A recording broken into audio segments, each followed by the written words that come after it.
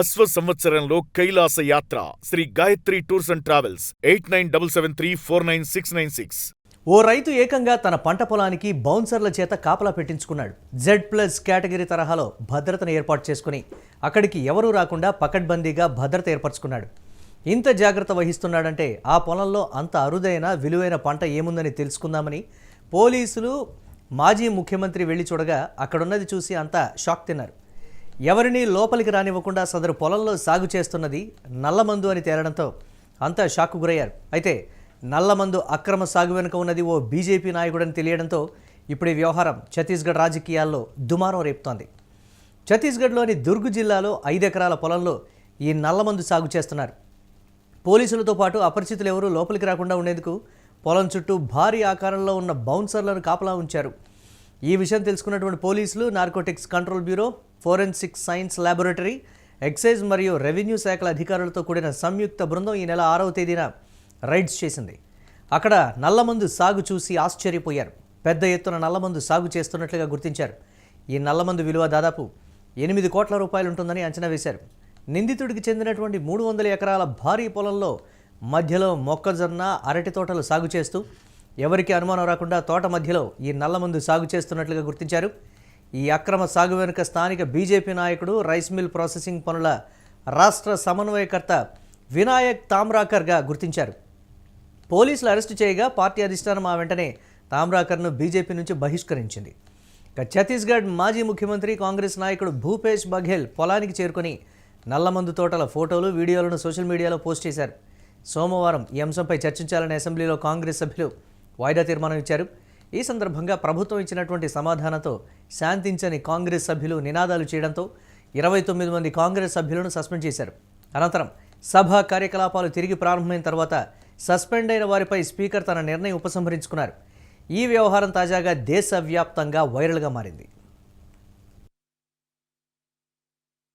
Police को सूचना प्राप्त हुई कि गुड़गांव थाना क्षेत्र अंतर्गत ग्राम समूदा और जंजरी की सीमा पर कहीं पर अफीम की खेती की जा रही है।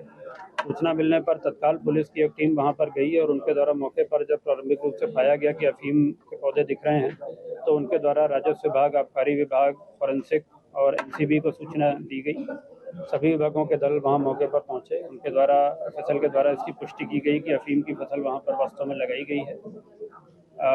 सुबह से उस पूरी ज़मीन का सीमांकन किया गया।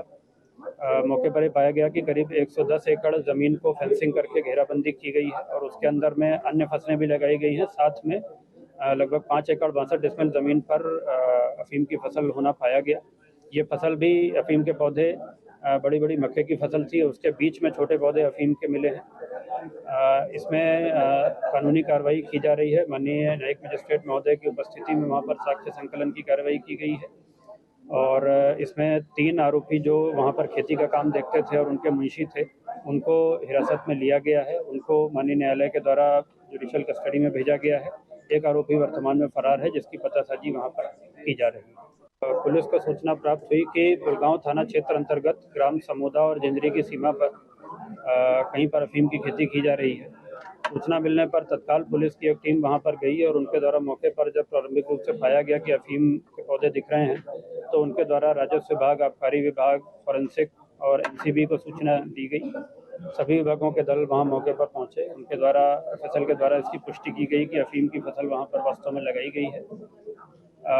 सुबह से उस पूरी ज़मीन का सीमांकन किया गया। मौके पर ये पाया गया कि करीब 110 एकड़ ज़मीन को फेंसिंग करके घेराबंदी की गई है और उसके अंदर में अन्य फसलें भी लगाई गई हैं। साथ में लगभग 5 एकड़ 62 डिसमिल ज़मीन पर अफीम की फसल होना पाया गया। ये फसल भी अफीम के पौधे बड़ी बड़ी मक्के की फसल थी, उसके बीच में छोटे पौधे अफीम के मिले हैं। इसमें कानूनी कार्रवाई की जा रही है। माननीय न्यायिक मजिस्ट्रेट महोदय की उपस्थिति में वहाँ पर साक्ष्य संकलन की कार्रवाई की गई है और इसमें 3 आरोपी जो वहाँ पर खेती का काम देखते थे और उनके मुंशी थे, उनको हिरासत में लिया गया है। उनको माननीय न्यायालय के द्वारा जुडिशियल कस्टडी में भेजा गया है। एक आरोपी वर्तमान में फरार है, जिसकी पतासाजी वहाँ पर